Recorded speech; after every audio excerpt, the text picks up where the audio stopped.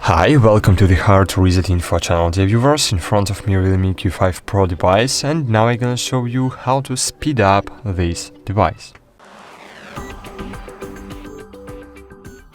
Firstly, open control panel, then find here GT mode. If you have no GT mode here, click on the edit button, find GT mode here, click on holding it, drag it to the upper part of your screen, and here you will see your GT mode. And just click on it, click turn on, and great. Now device is working faster and it's really very fast.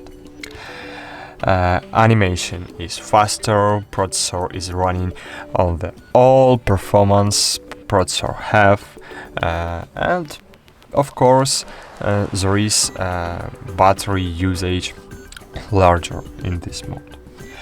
That's it. Thanks for watching, like this video, subscribe to our channel, and bye. See you.